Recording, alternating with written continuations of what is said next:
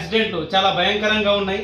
ఎందుకంటే ఆర్టీసీ బస్సులు, ప్రైవేటు బస్సులు ఇంత బాధ్యత రహితంగా యాక్సిడెంట్లు జరుగుతున్నాయి. ఎందుకంటే drunk and drive police department ఖచ్చితంగా బాగా స్ట్రిక్ట్గా చేసి 5 నుంచి కాదు 10,000 ఫైన్ వేయండి, కానీ ప్రాణానికి మించిన ఫైన్ వేయడలేదు.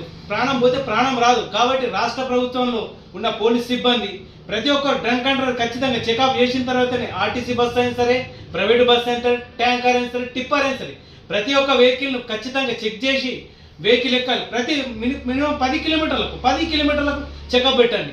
ఎలా డ్రింక్ చేసి డ్రైవింగ్ చేస్తారు? ఎన్నో కుటుంబాలు నాశనం అవుతున్నాయి. కాబట్టి దయచేసి ప్రభుత్వానికి ఈ యొక్క విన్నపాన్ని నేను ప్రవేశపెట్టి మీరు ఈ యొక్క పథకాన్ని స్పెషల్గా పెట్టాలని మనవి చేస్తున్నాను. యువత తెలిసి తెలియని యువతకు బైకులు ఇచ్చి రాష్ట్రంలో చాలా యాక్సిడెంట్లకు కారణమవుతుంది. మొన్న జరిగిన బైక్ యాక్సిడెంట్ కూడా అతనికి ఒక లైసెన్స్ లేదు, ఒక ఫిట్నెస్ లేదు, ఏం లేదు. కూడా 20 మందిని పుట్టను పెట్టుకున్నారు. కాబట్టి లైసెన్స్ లేకుండా పిల్లలకు కూడా బైకులు ఇవ్వద్దు. ప్రతి ఒక్క తల్లిదండ్రుల బాధ్యత. పిల్లలకు బైకులు ఇచ్చినంటే తల్లిదండ్రుల బాధ్యత. తల్లిదండ్రులు కూడా బైకులు పిల్లలకు ఇవ్వకుండా ఖచ్చితంగా బాధ్యత వృత్తంగా ఉంటే మన కుటుంబాన్ని కాదు, ఎదుటపోయే కుటుంబాన్ని కూడా కాపాడే నాలెడ్జ్ మనకు ఉండాలి.